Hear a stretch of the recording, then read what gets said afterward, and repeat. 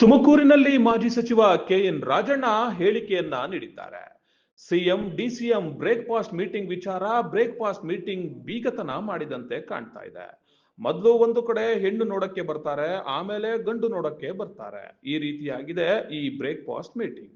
ಇರೋದು ಏನಿದೆಯೋ ಅದೇ ಮುಂದುವರೆದುಕೊಂಡು ಹೋಗುತ್ತೆ, ಯಾವುದೇ ರಿವರ್ಸ್ ಆಗಲ್ಲ.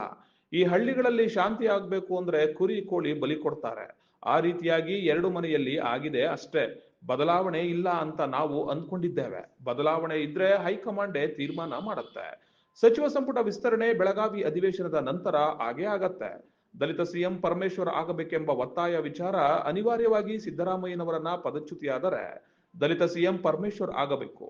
ಬಿಜೆಪಿ ಸಚಿವರನ್ನ ರಾಜಣ್ಣ ಪುತ್ರ ರಾಜೇಂದ್ರ ಭೇಟಿ ವಿಚಾರದಲ್ಲಿ ಸ್ಕ್ರಿಪ್ಕೋದಲ್ಲಿ ರಾಜೇಂದ್ರ ಸೀನಿಯರ್ ನಿರ್ದೇಶಕ ಇದ್ದಾನೆ.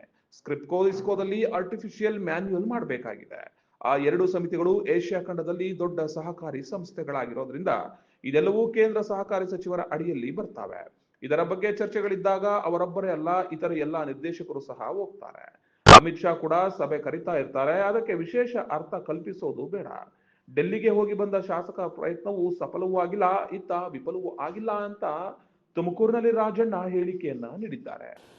ನಾನು ಈ ಬ್ರೇಕ್ಫಾಸ್ಟ್ಗಳಿದಾವಲ್ಲ, ಇವು ಹೆಂಗೆ ಅಂದರೆ ಬೀಗತನ ಮಾಡ್ದಂಗೆ ಮೊದಲು ಹೆಣ್ಣು ನೋಡೋಕೆ ಹೋಗ್ತಾರೆ. ಫಸ್ಟು ಹೆಣ್ಣು ನೋಡ್ಕೊಂಡು ಬರ್ತಾರೆ, ಆಮೇಲಿಂದ ಹೆಣ್ಣು ನೋಡ್ಕೊಂಡು ಬಂದವರು ಗಣ್ಣವರು ತಿರ್ಗಾ ಮನೆ ನೋಡೋಕ್ಕೆ ಅಂತ ಒಂದ್ಸರಿ ಹೋಗ್ತಾರೆ. ಈಗ ಹಂಗಾಗೈತೆ ಇವರಿಬ್ಬರದು ಕತೆ. ನಡೀರಿ.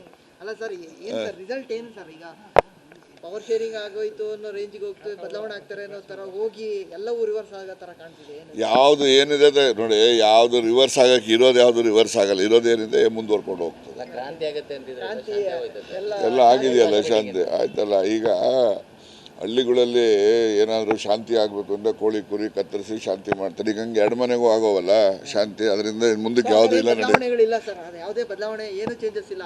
ಬದಲಾವಣೆ ಇದ್ದರೆ ಹೈಕಮಾಂಡ್ ಅವ್ರು ಹೇಳ್ತಾರೆ, ಬದಲಾವಣೆ ಇಲ್ಲ ಅಂತ ನಾವು ತಿಳ್ಕೊಂಡಿದ್ದೀವಿ. ಇದ್ರೆ ಅವ್ರು ಹೇಳ್ತಾರೆ.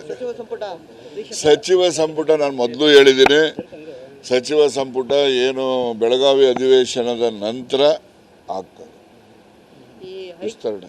ಈಗ ದಲಿತ ಸಿಎಂ ಆಗಬೇಕು ಅಂತ ಕೂಗುಳು ಬಂದು ದಲಿತ ಈಗ ನಾನು ವಾದ ಮಾಡ್ತಕ್ಕಂಥದ್ದು, ಅನಿವಾರ್ಯವಾಗಿ ಏನಾದರೂ ಸಿದ್ದರಾಮಯ್ಯನವರ ಪದಚ್ಯುತಿ ಆದಾಗ ದಲಿತ ಸಿಎಂ ಡಾಕ್ಟರ್ ಪರಮೇಶ್ವರ್ ಆಗಬೇಕು ಅಂತಕ್ಕಂಥದ್ದು ಸ್ಪಷ್ಟ ಅಭಿಪ್ರಾಯ ಹೇಳಿದ್ದೀನಿ. ಇವರು ರಾಜೇಂದ್ರ ಅವರು ಜೋಶಿ ಅವ್ರನ್ನ ಭೇಟಿಯಾಗಿದ್ದಾರೆ. ನೋಡಿ, ನೀವು ಅವನು ರಾಜೇಂದ್ರ ಇರೋದು ಅಲ್ಲಿ ಕ್ರಿಪ್ಕೋದಲ್ಲಿ, ಅವನು ಸೀನಿಯರ್ ಡೈರೆಕ್ಟರ್ ಇದ್ದಾನೆ. ಕ್ರಿಪ್ಕೋ ಇಫ್ಕೋ ಇದೆಯಲ್ಲ, ಇಡೀ ದೇಶದಲ್ಲಿ ಈ ಆರ್ಟಿಫಿಷಿಯಲ್ ಮೆನ್ಯೂರನ್ನು ಮಾಡ್ತಕ್ಕಂಥದ್ದು ದೊಡ್ಡ ಇದು ಏಷ್ಯಾ ಖಂಡದಲ್ಲೇ ದೊಡ್ಡ ಸಂಸ್ಥೆಗಳು, ಸಹಕಾರಿ ಸಂಸ್ಥೆಗಳು. ಅದರಲ್ಲಿ ಅವ್ರು ನಿರ್ದೇಶಕ ಇದ್ದಾರೆ, ಅವರು ಸೀನಿಯರ್ ಡೈರೆಕ್ಟರ್ ಇದ್ದಾರೆ. ಮತ್ತು they are also coming under the cooperative ministry. ಇಲ್ಲಿ ಮಿನಿಸ್ಟ್ರಿ ಅಲ್ಲ, ಅಲ್ಲಿ ಮಿನಿಸ್ಟ್ರಿಗೆ. ಅವೆಲ್ಲ ಮಲ್ಟಿ ಸ್ಟೇಟ್ ಆ್ಯಕ್ಟಲ್ಲಿ ರಿಜಿಸ್ಟರ್ ಆಗಿರ್ತಕ್ಕಂಥ ಸಂಸ್ಥೆ. Multi state act is coming under the central cooperation minister. So ಯಾವುದಾದ್ರೂ ಇನ್ಸ್ಟಿಟ್ಯೂಷನ್ಸ್ ಬಗ್ಗೆ ಅದು ಇದ್ರ ಬಗ್ಗೆ ಇದ್ದಾಗ ಅವನು ಒಬ್ಬನೇ ಹೋಗಲ್ಲ. ಹೋಗುವಾಗ ಅಲ್ಲಿನ ಎಲ್ಲ ನಿರ್ದೇಶಕರುಗಳು ಅಧ್ಯಕ್ಷಗಳು ಜೊತೆಯಲ್ಲಿ ಹೋಗ್ತಾರೆ. ಮತ್ತು ಅವರು ಅಮಿತ್ ಶಾ ಅವರು ಕೂಡ ಸಭೆಗಳನ್ನ ಕರೀತಾ ಇರ್ತಾರೆ, ಅಲ್ಲಿ ಅವನು ಹೋಗ್ತಾನೆ. ಅದಕ್ಕೋಸ್ಕರ ವಿಶೇಷವಾದಂಥ ಅರ್ಥ ಕಲ್ಪಿಸ್ತಕ್ಕಂಥದ್ರಲ್ಲಿ ಏನೋ ಅರ್ಥ ಇಲ್ಲ. ಸರ್, ಎಸ್.ಆರ್. ಶ್ರೀನಿವಾಸ್ ಅವರು ನನಗೆ ಕಾಂಗ್ರೆಸ್ಸಿಗೆ ಬಂದ ಮೇಲೆ ಒಳಗೆ ಹೊರಗೆ ಯಾರು ಎಲ್ಲವೂ ಗೊತ್ತಾಗ್ತಾ ಐತೆ. ಭಾಳ ಒಳ್ಳೇದಲ್ವಾ? ಗೊತ್ತಾದ ಮೇಲೆ ಗೊತ್ತಾಗಿಲ್ಲ, ಈ ಥರದ್ದೆಲ್ಲ ಗೊತ್ತಿರಲಿಲ್ಲ. ಅದೆಲ್ಲ ಈಗ ಆಯ್ತು ಬಿಡಿ. ಅವರ ಮಾತಿಗೆ ನಾನೇನು ಉತ್ತರ ಹೇಳಕ್ ಹೋಗಲ್ಲ. ವಿರೋಧ ಪಕ್ಷದವ್ರಿಗೆ ಏನು ಹೇಳ್ತೀರಾ ಸರ್? ಬಾರಿ ಯಾರು ಏನು ವಿರೋಧ ಪಕ್ಷದವ್ರು ಏನಿದ್ದಾರೆ?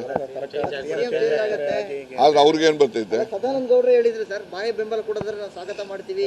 ನೋಡಿ ಕೇಳಿ, ಇಲ್ಲಿ ಡಿ ಕೆ ಶಿವಕುಮಾರ್ಗೆ ಬಾಹ್ಯ ಬೆಂಬಲ ಅವ್ರು ಕೊಡ್ತಾರಂತ? ಅವ್ರು ಕೊಡೋದಾದ್ರೆ ನಾವು ಸ್ವಾಗತ ಮಾಡ್ತೀವಿ.